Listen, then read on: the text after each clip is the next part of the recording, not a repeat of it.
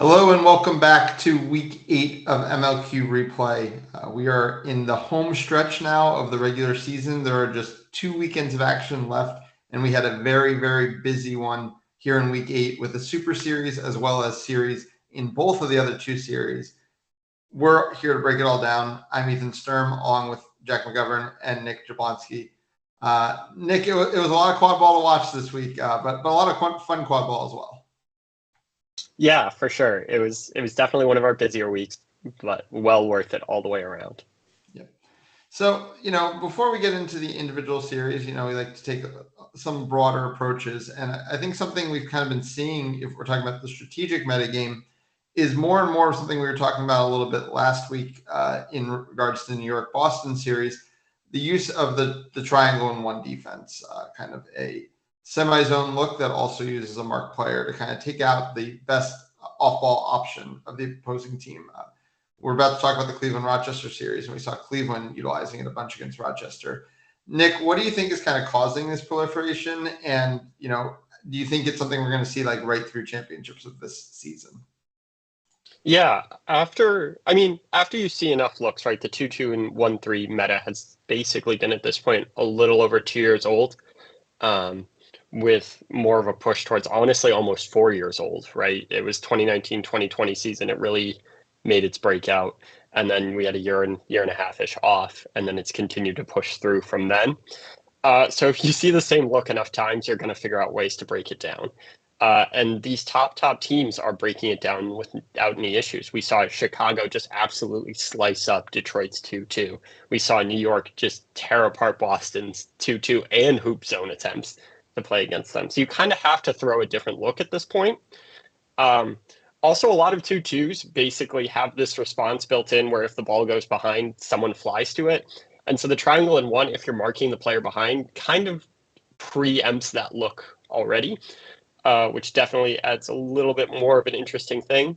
I think we'll see some teams play it. I think it's a little late for a lot of teams to install it. And I think it's a really hard thing to install if you don't have a great off-ball mark defender. But I think that we will definitely see it pretty consistently all the way up through champs, just maybe not from every team. Jack, anything you want to add? Yeah, definitely. Just from having played the 2-2 a bit at the club level, often the vulnerabilities feel like they're in the back. So it makes a lot of sense that, a kind of triangle and one defense is, getting adopted by MLQ teams. There's so many dangerous options behind the hoops in MLQ. And just as a defender, if you're playing at the front in a 2-2 hoop zone, you have a little bit of time. You can go, if you get beat out, you can go tag up and get back into the play. But yeah, it just feels so uncomfortable sometimes at the back if those passes are going to a really difficult player to mark. Yeah, for sure. And ultimately, I think we have to acknowledge the fact that our sport can be a bit of a copycat sport sometimes. And obviously the 2-2 proliferated after Cav won a title with it. The hoop zone obviously originated with Baylor, Minnesota, but kind of came back when the Austin Outlaws in 2021 won an MLQ championship with it. And obviously the Warriors played a lot of this triangle and one look, when they won USQ this past April. So I think that all plays a part as well. But I think it's going to be really interesting to see. I really like how many different looks there are at playing defense right now and how many different looks there are to attack those defenses. We're not even talking about, the presses that we're seeing teams like New York and Austin break out as well. So lots of different ways to play defense right now in the sport. Mark as well, we've seen. So it'll be interesting to see what comes when championship arrives. But let's get into the series because we do have a lot to talk about. So we don't want to, waste too much time. We're going to start with our series of the week. Which is between Rochester and Cleveland, a big series in that half of the North Division, because the winner of the series would get to basically 2 shots at the apple to qualify for a MLQ championship. They go North Division championship, have to win one of 2 series, either the one on Saturday or the one on Sunday, while the loser would have to go straight forward and win 2 series in a row at North Division championships. It was kind of a tale of 3 games. Every game kind of had its own story. The first game was kind of in rainy, wet conditions, and it felt like Rochester's physicality kind of won out in a 150-95 win. Game 2, things had dried up, and Cleveland really came out passing the ball really nicely around the zone and catching in a back-and-forth game to win 145-110. And in Game 3, it was close for a while, and then Rochester's beaters finally kind of took over against a Cleveland team that was kind of lacking some of its beater depth this weekend, and they rolled 175-70 to take the series. That said, big series for Rochester to get to that point, but obviously also a big series for Cleveland. They notched their first game win since beating Minneapolis on July 31st of 2021. So just under 2 years. So definitely something to celebrate there. And, overall, just fun competitive games. Nick, just kind of talking about the series in general, because, I mean, obviously, maybe these teams don't have, the top tier talent that, we see amongst the top teams in MLQ. But what I really loved is that it felt like both teams had really good ideas of how they wanted to go out there and play the game, and they were executing on those ideas throughout the series. Yeah, it felt a lot like a team that is sort of one pass away from really, really great on both sides of the ball. It was definitely a series of really great offensive ideas and just like one step short on execution. So much of this zone-breaking offensive idea requires 4 players who can catch and pass the ball cleanly and sharply. And a lot of times it was just one lofted pass or one slightly missed-timed throw that really made for like very difficult offensive possessions. But a lot of the ideas were really sound. And I think what was kind of interesting to see was a lot more. We've been begging for screens all throughout, Ethan, and these teams sort of recognize that they can't necessarily string those 4 passes together and started using screens in some really unique ways. We saw a lot of sort of off-wing screens around these 2-2s and these triangle and 1 sort of looks that we saw, which was really fun to see. We saw a lot of beaters tapping players out right as the ball gets caught kind of situation to give these driving lanes.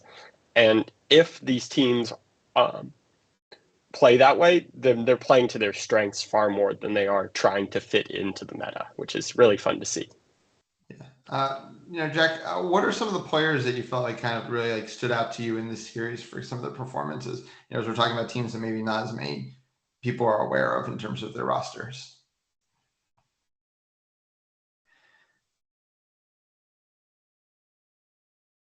Yeah, first I'll just echo Nick and say those off-ball screens, were key for both teams. And, every team in MLQ has something to learn from Cleveland and Rochester and the way they play offense. This was quality quad ball this weekend. Also really thought that the responses to kind of high press defenses were good. Like teams were making the tap beats that they needed to, clearing out driving lanes, just making the right decisions on the ball. Definitely agree that they were a pass away at times, and just need to drill some of the fundamentals around the hoops. But yeah, I mean, I think for Cleveland, Joe Lombardi was huge. I think we've loved how he's played for years, and cool to see him making such a difference for the Riff. I mean, I think for Rochester, it's players who've been around a while. I mean, Cody Kiefer was really strong on the ball, kind of stepping into a ball carrier role. Also, I really loved Fiona Gaffney off ball for Cleveland.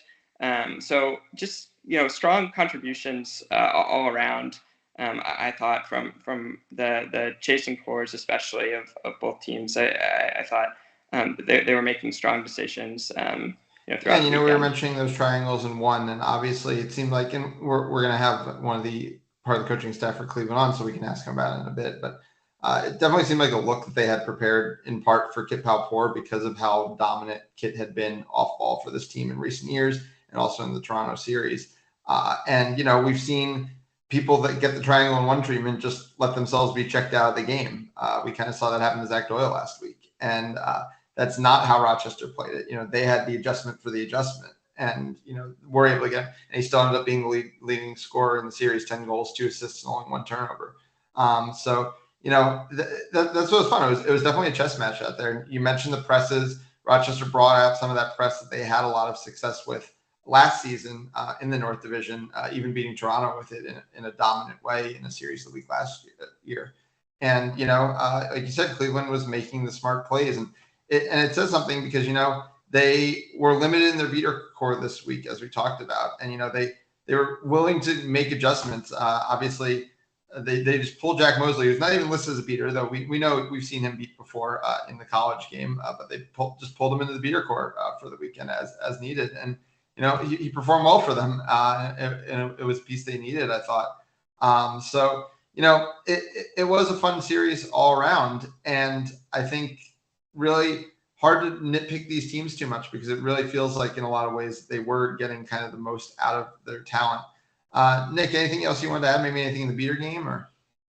Yeah, I just kind of want to echo that I thought Jack Mosley had a really strong performance. Not necessarily the most sound like beater fundamental performance, but sometimes that's kind of what you need, right? I think that the aggressiveness of the Rochester beaters really can throw off some people. And you and I, Ethan, have definitely seen this in the past when you throw someone who comes sort of from a chasing background, not named Max Havlin, out there and let them sort of just figure it out on the fly, and they don't necessarily double guess like all the rules that they've built into their play style. It creates some really interesting opportunities. And Jack went right back and played super aggressive against these Rochester beaters. Whether it was the smart decision or not, I don't know, but it did lead to a little bit of stabilizing because the Rochester beaters weren't able to get everywhere they wanted. And I think that's a really fun thing to see. And like it worked for Cleveland to an extent, for sure. It definitely helped stabilize them a bit in game one. And I think maybe some of these teams who are in a bit of a beater deficit kind of just need to throw out the rules a little bit and just see what happens. Yeah, and I just want to mention on the Rochester side, obviously head coach Luis Girosso has, coached and been involved with a lot of different types of Rochester teams, both in the USQ and the MLQ level. Teams that have been a goal away from a USQ title, down to kind of younger rebuilding teams like the one she's coaching right now. And it seems like she always has the right idea for what a team should be and how that team should execute. They are playing, they're playing through their team. They're letting their younger players, get out there, play minutes, make mistakes, and make the right plays as well. And I think it's kind of showing the way some of these younger players. I've really been loving what Zach Zobel-Pressman's been bringing. Vivian Estrada out of the RPI program, I thought played some really good minutes in this series. So it's easy to coach the team that's the best team, but it's harder to coach the team where you're trying to figure out exactly what this team is. And, Liz has consistently had a good idea for what this team is at any given point. I think it's a lot of credit to them and what they've been doing as a coach. Jack, anything else you wanted to add about the series before we jump into our interview?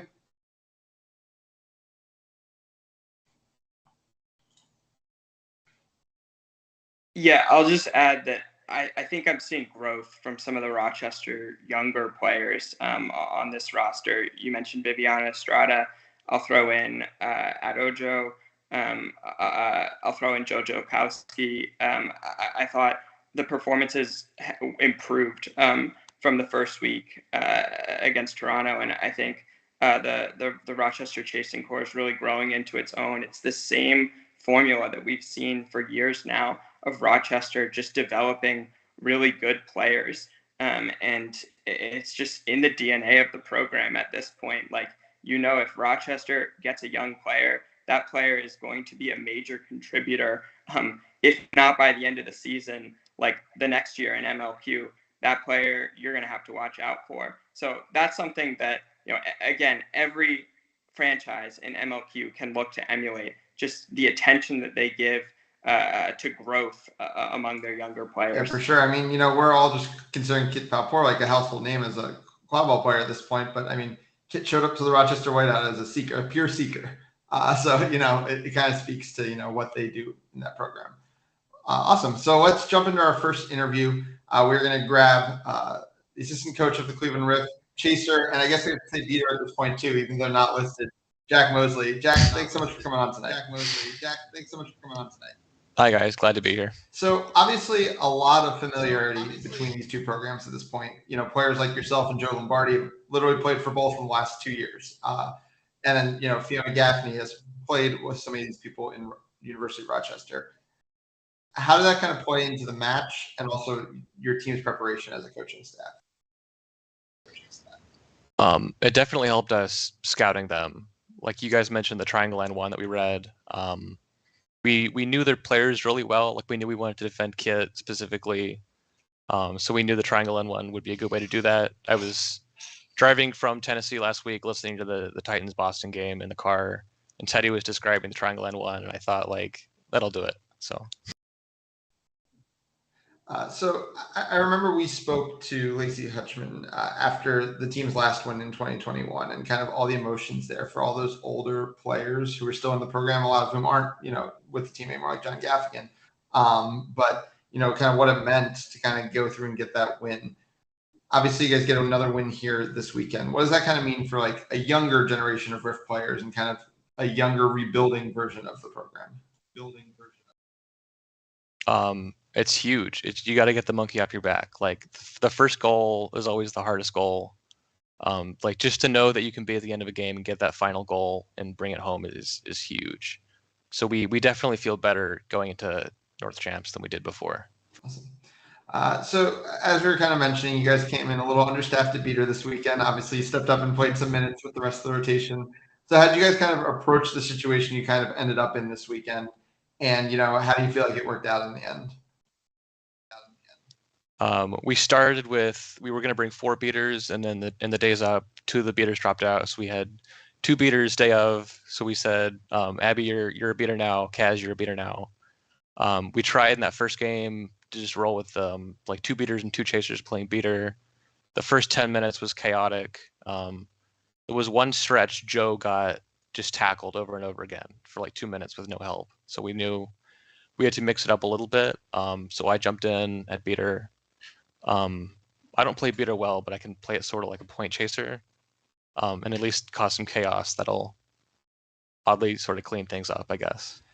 So obviously, first year with the program and also assistant coaching the program, you come from an RPI program with a long history of success. Obviously, this Rift team's younger, kind of in that kind of rebuilding stage. So what's that kind of change been like for you as like a coach and, someone who's trying to help develop some of these younger players?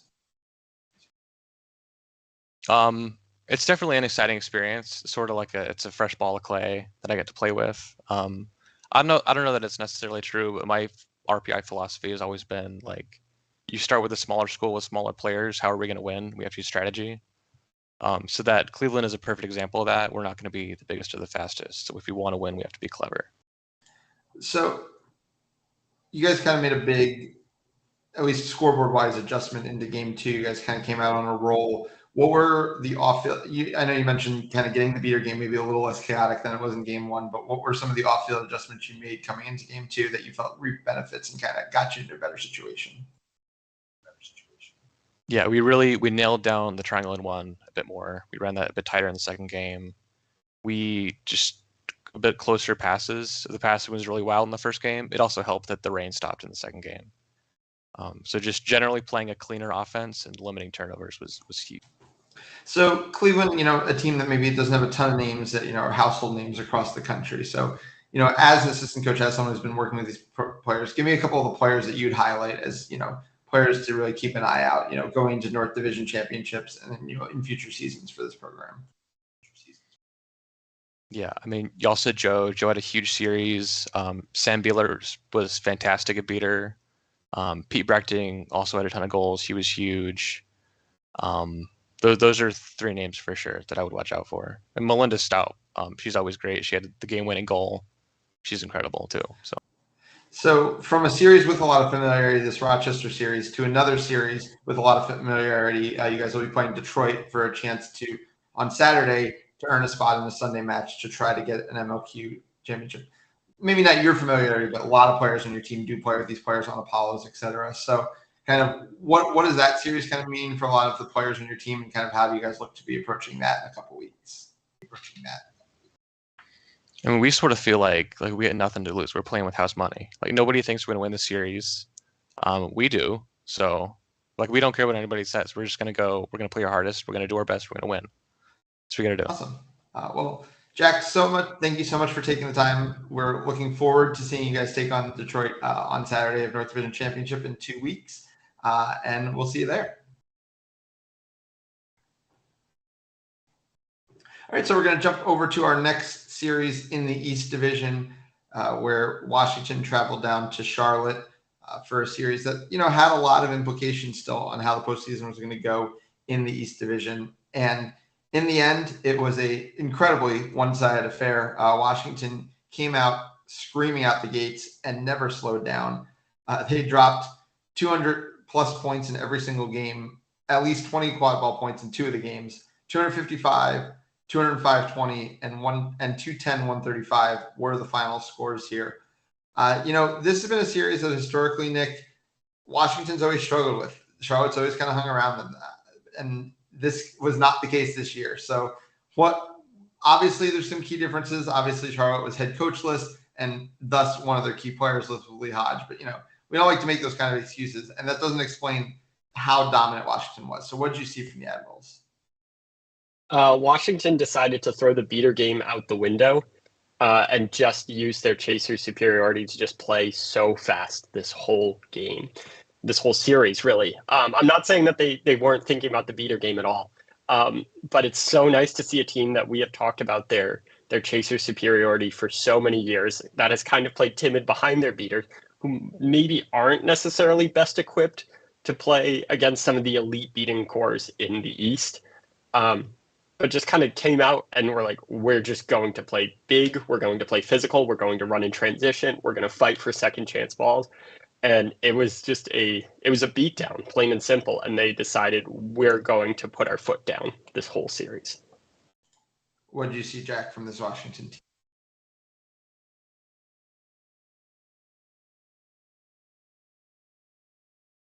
Yeah, I just saw some new blood in the beater game. I think Washington has done a really nice job this season of integrating, new additions to the team. Adrian Koretsky, I thought, was a real standout on the weekend. Just cool to see influences from other kind of beating approaches. I think Nick is exactly right that a lot of this is chaser driven, and there's a conscious decision to push the pace that might be new. But I also think you have the beating personnel who are comfortable with that style of play and know what to do and have experienced that style. So yeah, this is a very good beating team in the Charlotte Aviators, and Washington went toe to toe and ran up the score in every game. So quite impressive from the Washington Admirals. Really, makes me rethink, how this East Division is going to play out. For sure. And, it's easy to say, this is a younger Charlotte team. This is a slightly rebuilding Charlotte team. But that doesn't credit the fact that, they were next goal wins with Boston earlier in the season. This is still a very, very talented Charlotte team. These are statement wins by Washington. No way to look around it.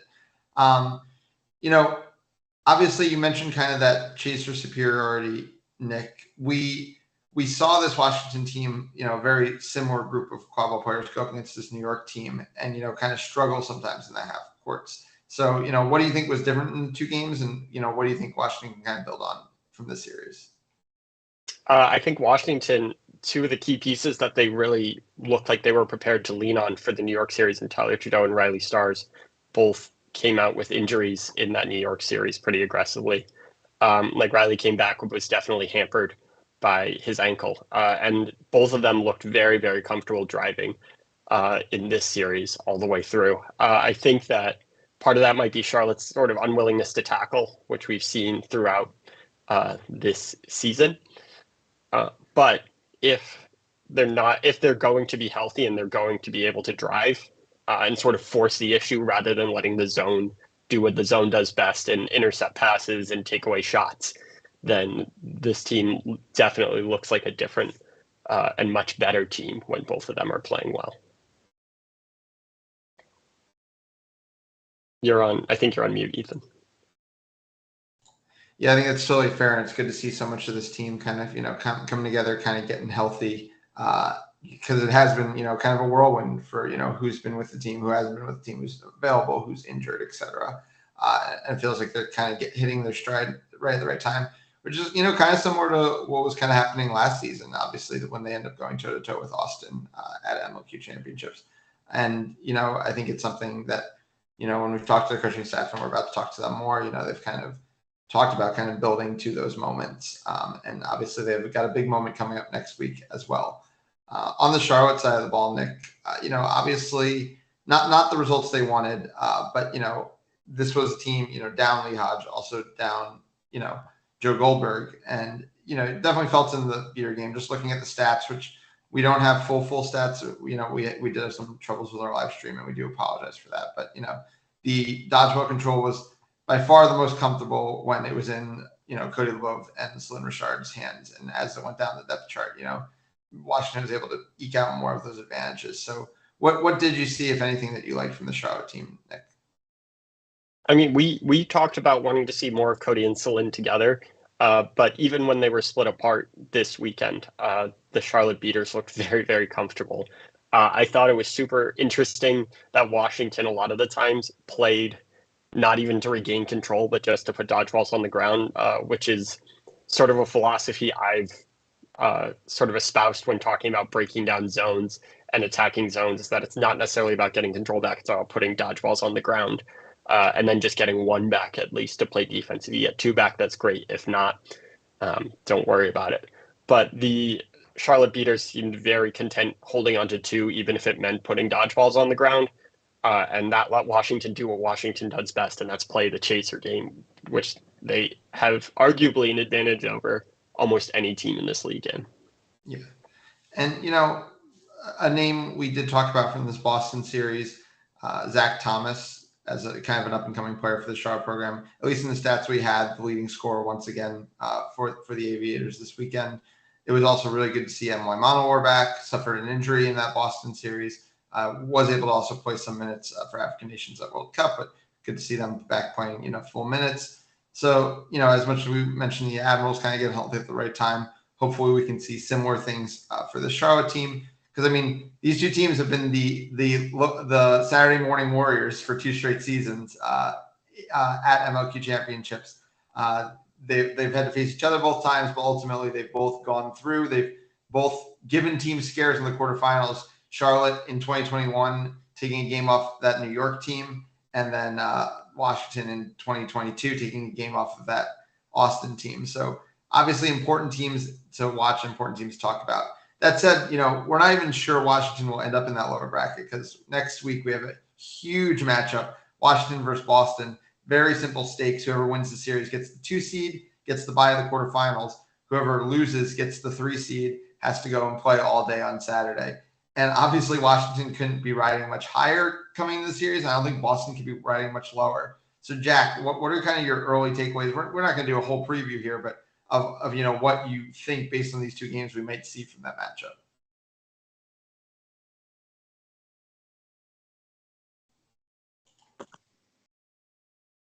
Yeah, I think Washington, a lot of people might have written them off after that first New York series this season, but they're right in this for the East Division second spot, which has been the promised land for this Admirals team, where they've been trying to go for years.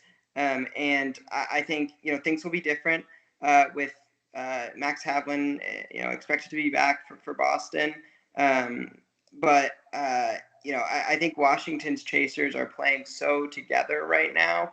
The chemistry just looks really strong. And I'd pick Washington in that series. Always dangerous to give Boston some bulletin board material, but I like what the Admirals have been doing. Nick, any quick thoughts before we get to our interview? Yeah, I think at this point, Boston's spotting Washington 35 points if TJ Jenrette is there. TJ Jenrette has to be in the discussion for elite seekers at this point. I'm not saying he's 2 feet in the door yet, but he's definitely looking in the door at this point. He is one of the few seekers that you can give a 5-second window to, and he can get the grab. There's very few of those in the world at this point, and he's definitely on that list to an extent. And I don't know if Boston currently has that. So many of their seekers are so setup based at this point that it's tough to see a situation where they need fewer than 10 seconds to get a grab. So maybe Boston dominates around the flag runner, but you buy that 1 second window for that seeker, and TJ Jenrette is the seeker in this matchup that could get the grab there. So real quick, because I need you on record. Jack said Washington. Who are you favoring going into the weekend? I think I'm favoring Washington 2-1, but I've said that every single year and it's come back to bite me. So I think my actual take is Boston 2-1, but total differential is under 30 points. Cool. I'm not going to go on the record because I'm the host, so I don't have to. So we're going to get into our interview here with the head coach of the Washington Admirals, Keegan Remy Miller. Keegan, thanks so much for taking the time tonight. Yeah, thanks y'all for having me on. So Keegan, it's as we've talked about, it's kind of been an odd season for you guys. Obviously, you have to play right out of the gates one of your biggest series against New York. You've got players coming into the program late. You've had the injuries to Riley, Tyler, other players. You had that short roster for the Ottawa series, and it kind of all culminates in this back-to-back 2 huge series, Charlotte and Boston. And additionally, it's your first year head coaching this team. So how have you kind of been balancing all these kind of crazy factors that have been pieced together to be this Washington Admirals season so far? It's certainly been a roller coaster so far, but I think the one thing that's held us through is at the coaches meeting before the season started, we set one goal for the season, and that was to win the championship. We didn't care if we got first in the division, we got fourth in the division, as long as we made it through to championship weekend and set ourselves up to win a championship. And I think because we didn't have the goal to win the East, losing to New York on home turf obviously was not fun, but it didn't change our goals, right? We knew that was a possibility, and going forward, we just tried to be steady and, as you said, build to this crescendo where hopefully we can peak. Not quite peak against Boston, but enough to beat them, and then peak in a few weeks down in Iowa. So I know we had this conversation, but it wasn't on record. So just kind of give me a little bit more of what your coaching philosophy is in terms of playing for championship rather than playing for each regular season series. I mean, it's championship or bust, right? I didn't sign up to coach in MLQ and make all the sacrifices you have to do to kind of go through a whole MLQ season just to go perfect in the regular season. Like that's not relevant. If I'm being honest, I don't really know who's won the East each of the last few years. I know New York had it last year, but before that, New York and Boston, I feel like traded, or maybe Boston had them, but we know who won the championships. And so coming into the year, I asked my assistant coaches their opinions on that, and it was kind of the whole time was, let's just focus on that championship. The rest of it is just a training ground to see if our strategies are going to work. You really proved your point because Boston won the East Division last year, so you My bad. So Charlotte historically has kind of always been a thorn in Washington's side, as we've talked about. So how did you kind of come in preparation-wise? Kind of what were you guys looking to do in this series strategically?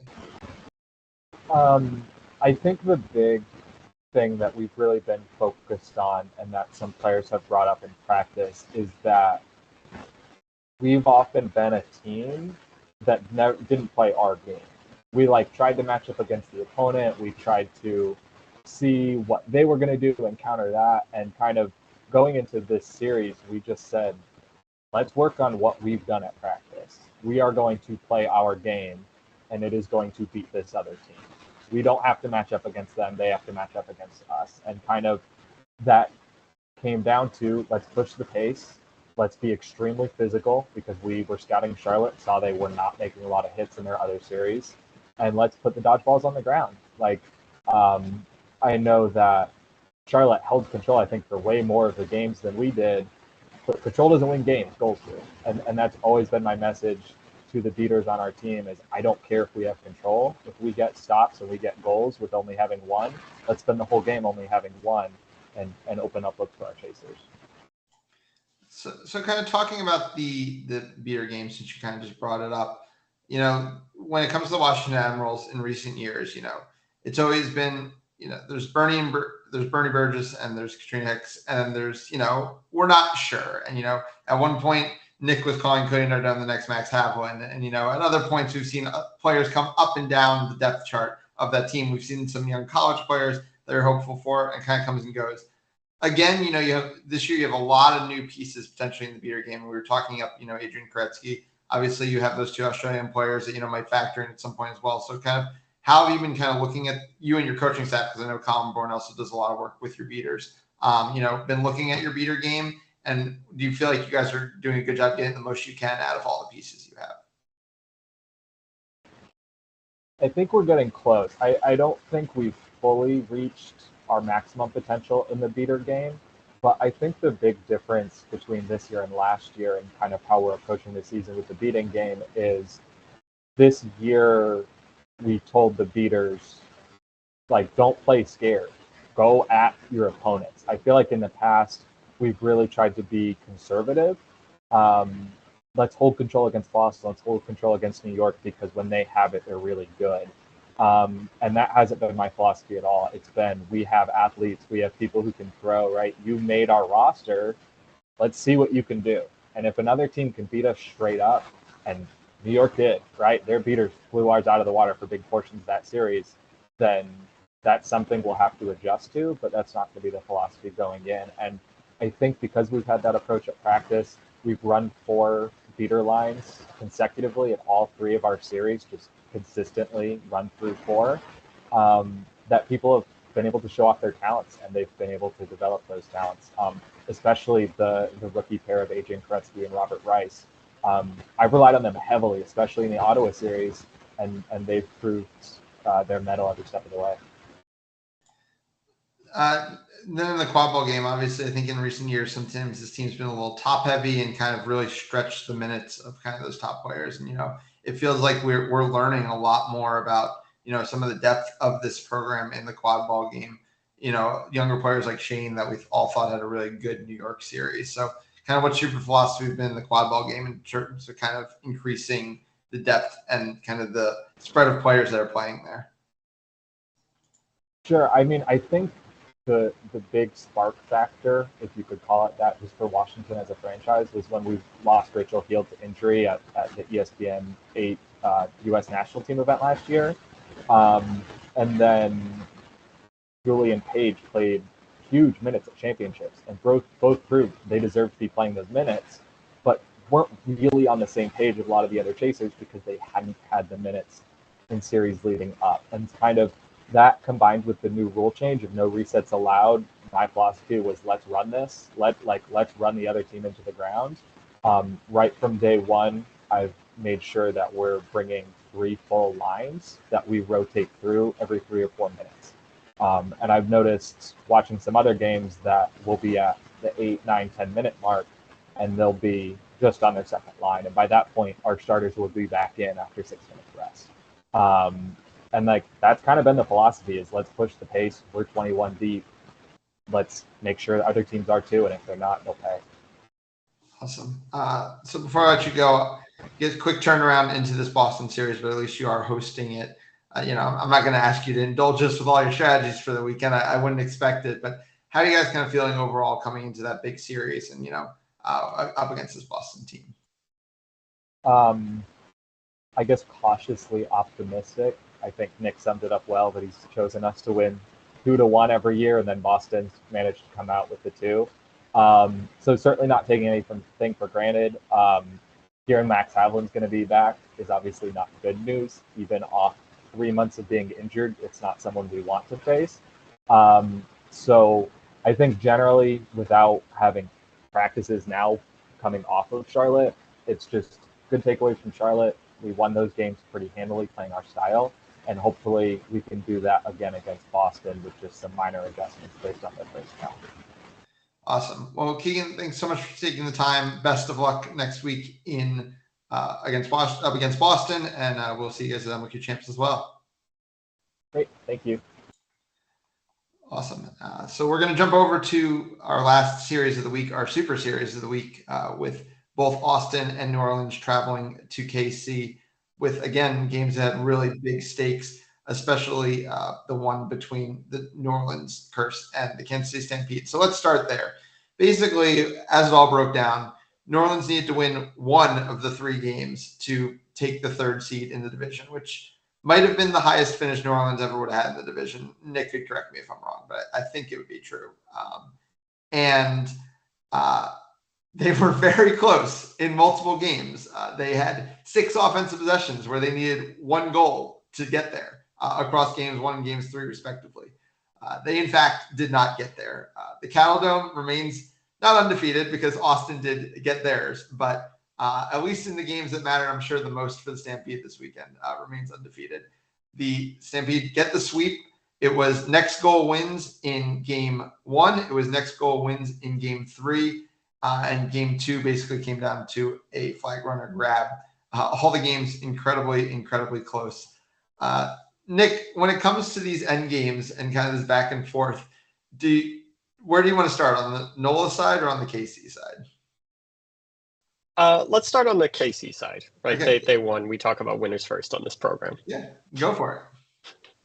I mean, winners win, right, at this point. And I think that this KC team is full of a lot of players who just are willing to grit and grind it out.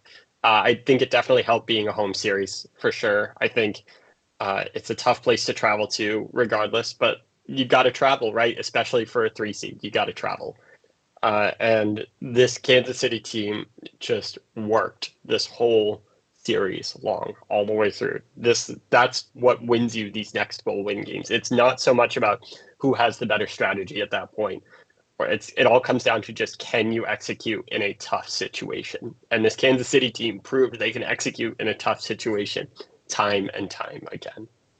Yeah, I mean, I feel like it's something that's really similar to what we've seen from this San Antonio team, right? It's these young teams. These teams have had a lot of success, let's say in the college game for a lot of the roster on the players. Obviously, KC has some, veteran players as well. But, they've really only known winning, and they're not going to think about, getting in their heads too much about possibly losing. And I feel like in these moments, they were just making a lot of smarter decisions. In flag runner on pitch situations, no dodgeball, I felt like the offensive looks were so much better on the KC side, whether it was a drive and dish, whether someone like Aaron Stout or Sena Morimoto was just kind of curving through the entire offense. And, they were also getting more stops on defense. I think they were a little bit more physical when it mattered. And, I think size-wise, you'd say they were probably slightly the smaller team, but it didn't matter in those situations. And I think that kind of kept getting them across the finish line, whereas it felt like New Orleans was overthinking things sometimes. We talked about some of those possessions. New Orleans had basically won game 1 until a dodgeball swat that I don't really think would have affected the play if the player had just not dodgeball swatted. Basically, to be clear, the correct referee call, but the choice to do it would not have affected the play. And that takes that goal back. And then really, I think I talked about those 6, possessions, and outside of that one, which was a goal ruled off by the foul, I don't think New Orleans was able to create one actual goal scoring opportunity, like a chance, if you were to use a soccer term. And KC, to its credit, I think was much more efficient, where even in game 3, it took them a couple possessions, but it was like fluky things that were taking. It was like someone bobbling a ball when they were about to put it through the hoop. They were creating chances consistently. And that just kind of felt like the difference a lot between these two teams, Nick. Yeah, I think I have a theory about this. Yeah. We love a theory, Nick. We love a good theory. Yeah, I don't know if it holds water, and I think but let's see what happened. I think apart from the elite of the elite teams, right? The Bostons, the New Yorks, the Austins, if you will.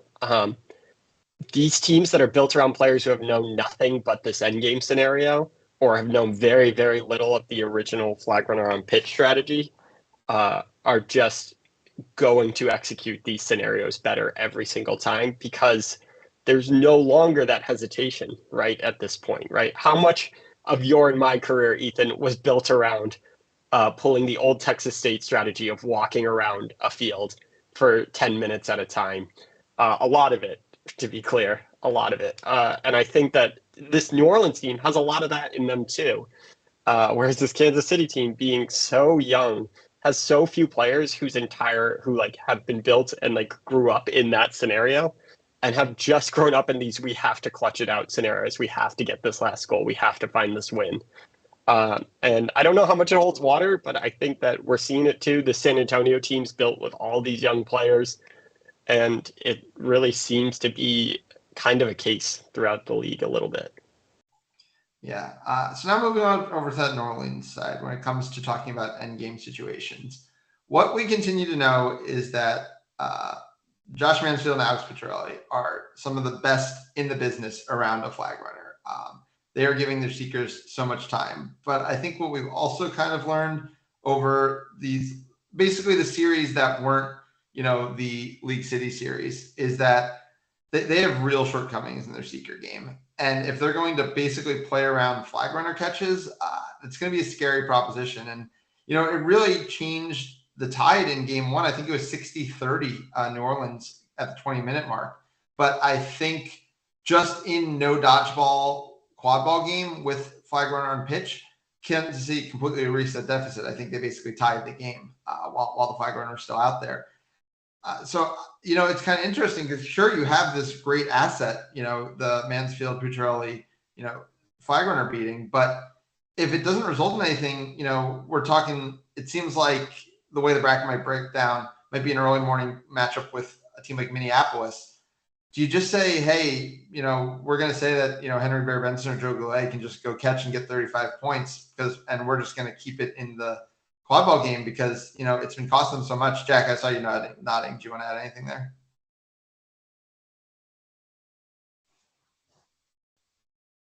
Yeah. I mean, just remembering how the play-in bracket went last year, New Orleans was very dependent on, a timely flag runner catch, I believe from Sarah Yanofsky.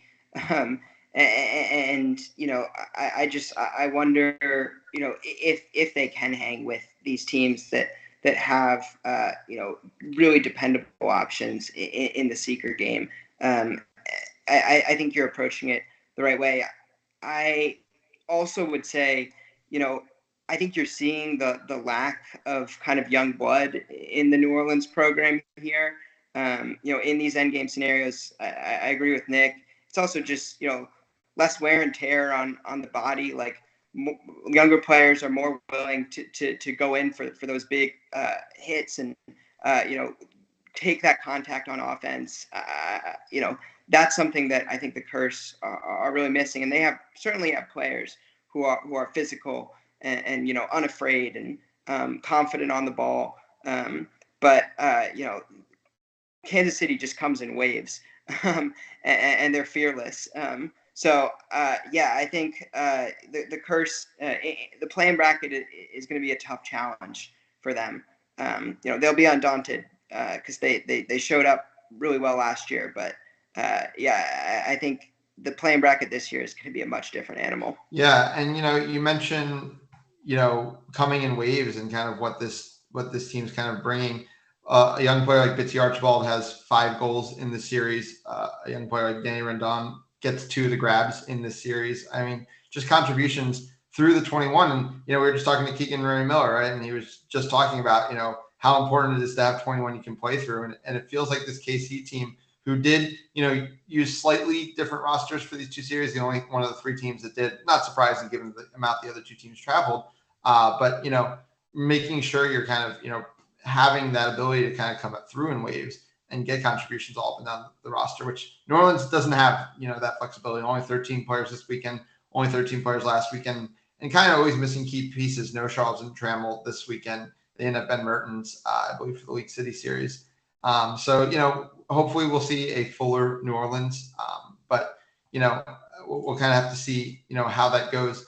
I will say, though, that given as much as, we talked up, the likes of Mansfield and Petrelli, I think, KC would have been completely out of the series if they couldn't do anything about that. And I did really like what I saw from some of their top line beaters. I thought Brian McClanahan and Lauren Curry both had really good series and were able to be enough neutralizers to kind of allow that quad ball, advantage that KC had to, stand out in at least enough moments when it counted. Nick, do you want to add anything?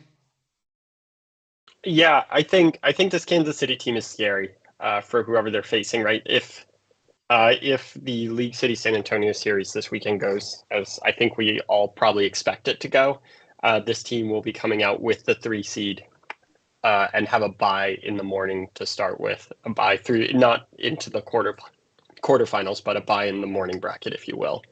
I believe is how that works. But that, I think, a well-rested Kansas City team that only has to drive 3 hours to Des Moines is going to be a scary, scary team for anyone to face. And correct me if I'm wrong, but I believe that this is a team that didn't have Riley Usami this weekend. And if they're able to put up this sort of performance without Riley Usami, this Kansas City team is going to be very scary come championships.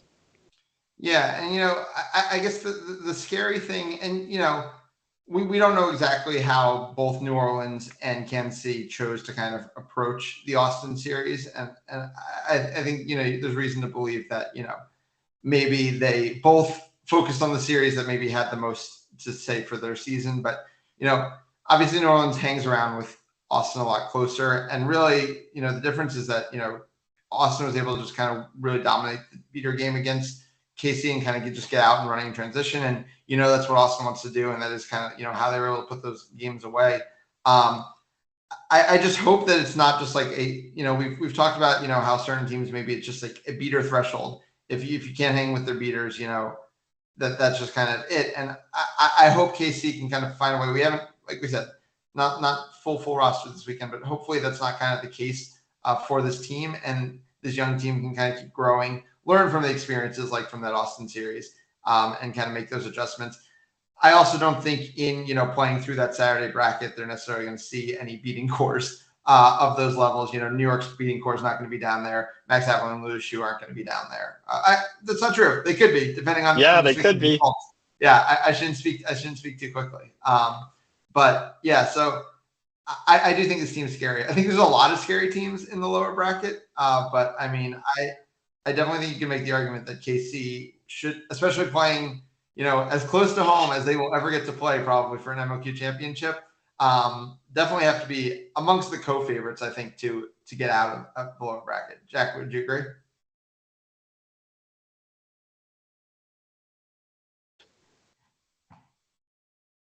Yeah, I would, but I would, I think, take Minneapolis, or the loser of Boston, Washington above. So, I think KC is right in that conversation, but if, forced to choose, I would take the more experienced squads. That being said, I know there's a lot of USQ club players who have not wanted to play, had watched the Creighton core in college games and thought, don't want to play them. But now they have to play them, and they have more years of coaching, under their experience, more experience, more years of coaching. And this is a roster that's going to be really tough to beat. Yeah, for sure. And, that's not even to mention, I feel like all the baggage kind of Minneapolis carries around with it at this point, going to MLQ championships, just with the struggles they've had in out of division games. And that's, again, that kind of veteran versus young team, the teams that are playing with nothing to lose when these games get close. I mean, for all we know, maybe Minneapolis can just kind of put them away. I'm not sure they have the offense to do that, though. And, I really do like these young teams in these situations. So it'll be interesting to see kind of how that plays out. Jumping over, I don't think we have a ton to talk about specifically about the individual series, Austin KC and Austin New Orleans, but I do kind of want to talk about Austin in general, because now we've seen their entire regular season, as the probably some people might say co-tournament favorites, some might just say tournament favorites at MLQ championship, depending on how you feel about New York. But, we've kind of seen all we can see from them. And we haven't really seen maybe their full roster, but maybe we have. But do we like what we see? But also doesn't matter. Nick, answer some questions for me. Yeah, I think it matters. I really, really do think it matters. This MLQ is not the league I think you can flip a switch in.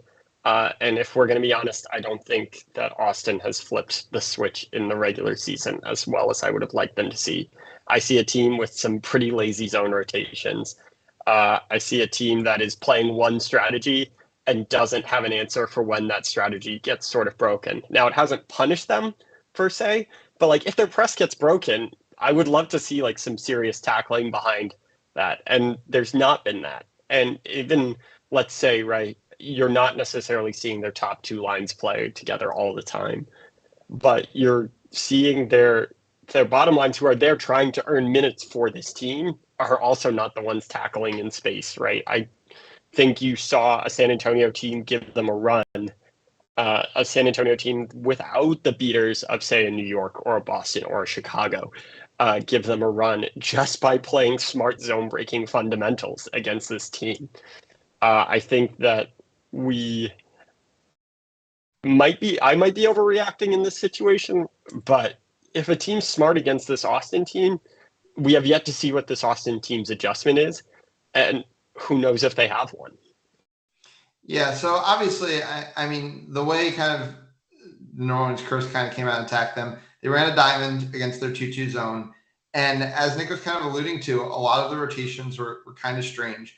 We saw a lot of a quadball player and a beater both running out to the same rotation. We saw a lot of wide open driving lanes that just led to passes behind and then open shots. Things you wouldn't necessarily expect. And so that's on kind of one hand that a team like New Orleans, a team, who's going to finish fourth in the South Division. And, it's a good team by all means, but there's obviously better teams in the league, is hanging around this Austin team for a long time. But then on your other hand, you say, hey, this Austin team has every member of the starting line for Team USA this summer. And those 6 people have never been on a roster together this entire summer for the Austin Outlaws. The only roster they all played together for was Team USA at World Cup. So, which thing matters more? Does the potential matter more, or does what we're seeing on the pitch matter more? Jack, what do you think?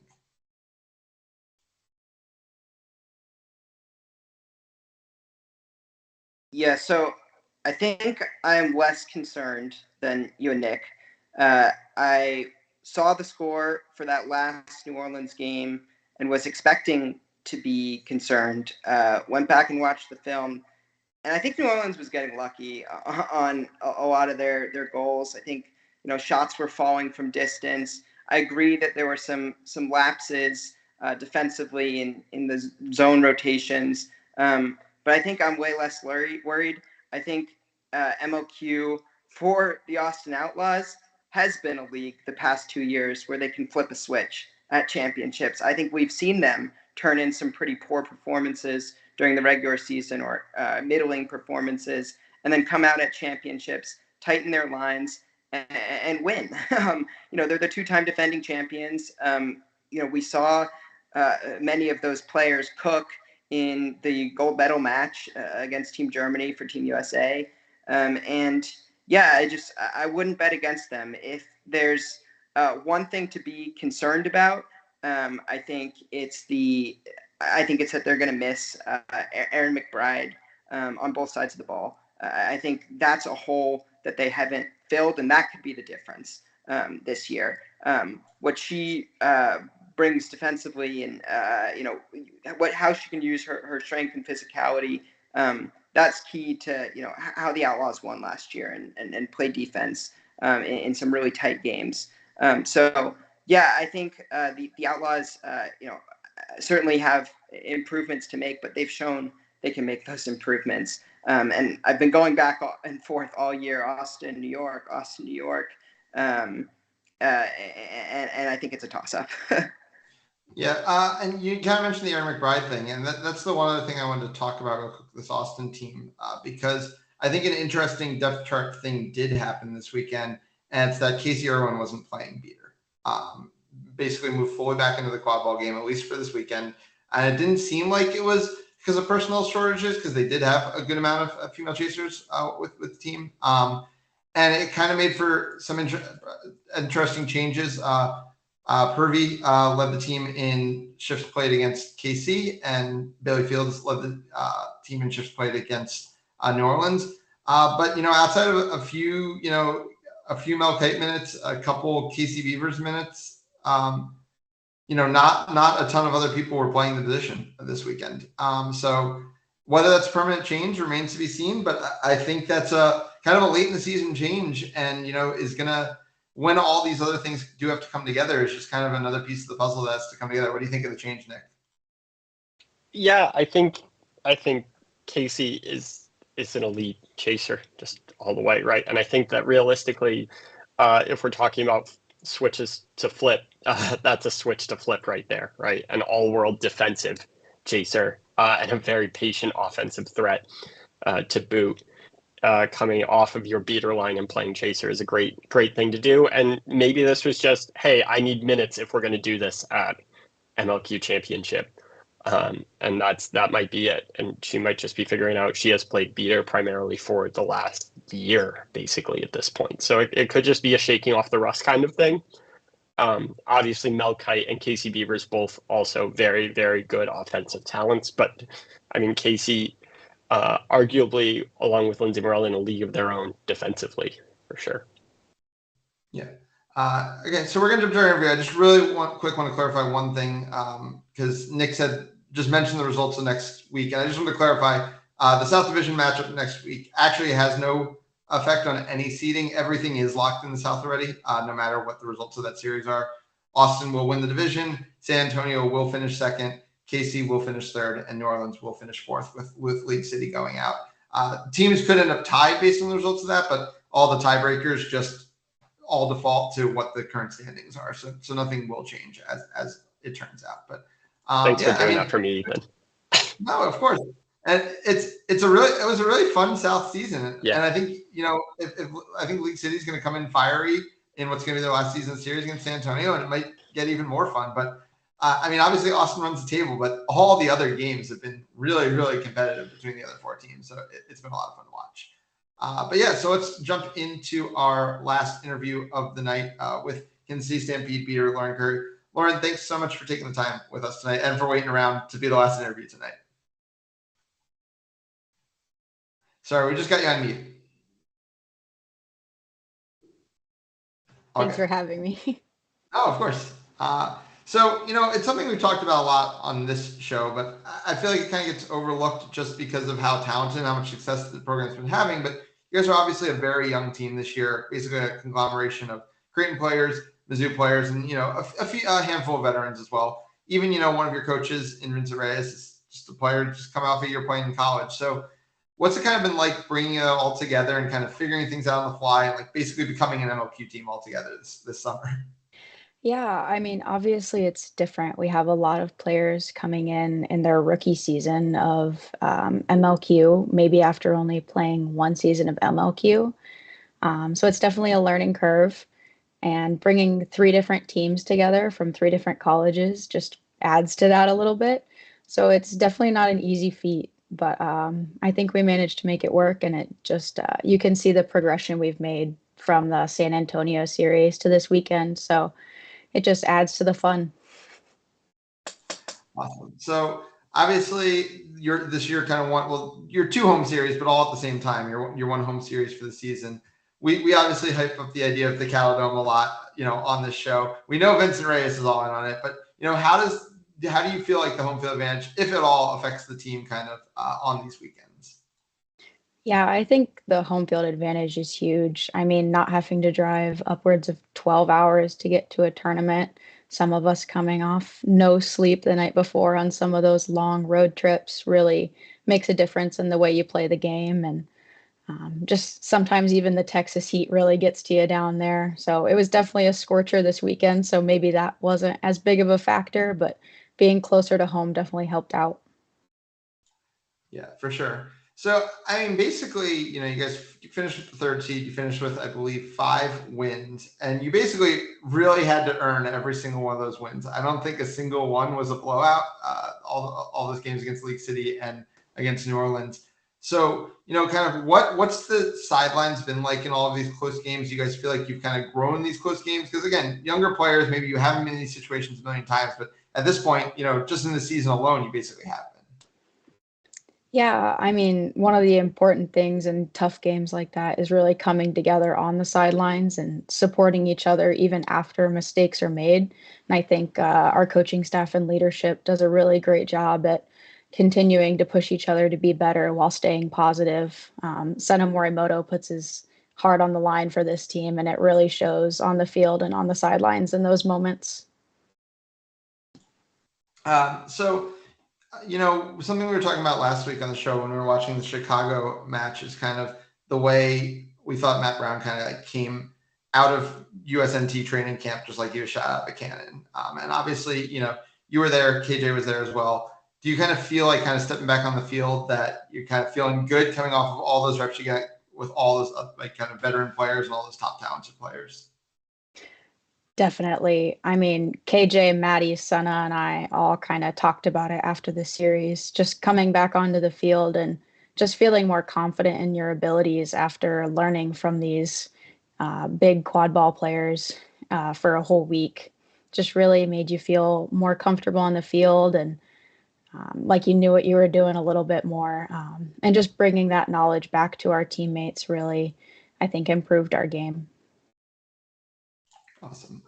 And, with you personally, we talk a lot about, beater pairs, in the sport, but you've kind of been a jack of all trades, playing with different people, your Creighton partners, and, you're playing with people like Brian in Kansas City, and then, you're over at USNT playing with Kaiser, who you're playing against this weekend. So, kind of what kind of mindset do you take as an approach as someone who, has been with a lot of different teams playing with a lot of different partners?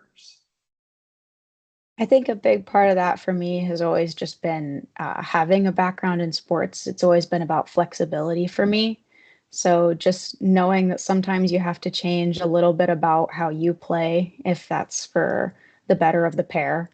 And then sometimes just doing your research, like especially with Kansas City, knowing if I'm going in beating with Dom Krismazik or Vincent Reyes or Brian, just kind of maybe taking a little reminder of how they individually play so that I'm ready for that weekend.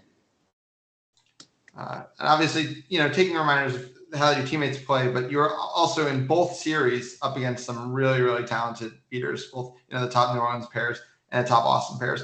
So kind of how did you approach that? Because, probably over the course of this regular season, the best group of beaters you guys have faced. Yeah, definitely. Both the New Orleans and Austin beaters were forced to be reckoned with this weekend. And I think just coming into those kind of situations and not feeling intimidated is your biggest factor. Sometimes you hear those big names and you kind of want to crawl into a hole a little bit as a beater. But I think the important part is to just really know your stuff and come in there with some confidence and make those big plays when you can.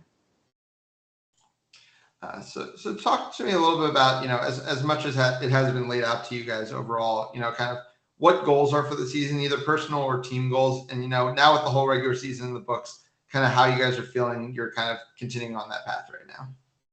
I think one of our biggest goals for this season was to show up and show everyone that we weren't just this small little Kansas City team. A big thing with Des Moines being championships being in Des Moines this year is it's close to home, and also it moved back from being the first weekend that school started. With such a young team, that's a big factor for a lot of our college kids, and just showing people that we can bring full rosters and we can travel and we can start to compete with these bigger teams. So, obviously now we talked about you guys get a bye in the lower bracket and you'll kind of have to fight your way against, some really proud and talented programs. How are you guys feeling about your place in MLQ championships and your chances or expectations for getting, to the quarterfinals and maybe even beyond? I think any of my teammates will say, no matter who we go up against, it's going to be the same story. We're going to come at them and we're going to come at them hard and we're going to do our best and lay it all on the line. Awesome. Well, Lauren, thanks so much for taking the time tonight and for waiting around. We really do appreciate it. We're really looking forward to watching this Kansas City team play at MLQ Championships, and we'll be there watching alongside you. Sounds Thanks good. for coming on. Thank you. All right, that's going to do it for another edition of MLQ Replay. Just really quickly mentioning the Patreon one more time. We have more and more episodes of The Breakdown coming out with Nick and with all of the really fun strategic iterations we're seeing as these teams get deeper and deeper into the season. There's more and more to talk about, which is great, as well as Cuts with Neves, which is progressing through the year. It's been a great series to watch all season, so definitely consider subscribing on there. This week, Series of the Week, only one thing to talk about. I think we all know what's coming. It's Washington, it's Boston. It's the second place position in the East Division on the line. I think everyone's really hyped, and we'll be back here to talk about it all next week. For myself, for Nick, and for Jack, and for our producer, Harry Clark, who really does all the hard work behind the scenes, we thank you for watching, and we will see you next week.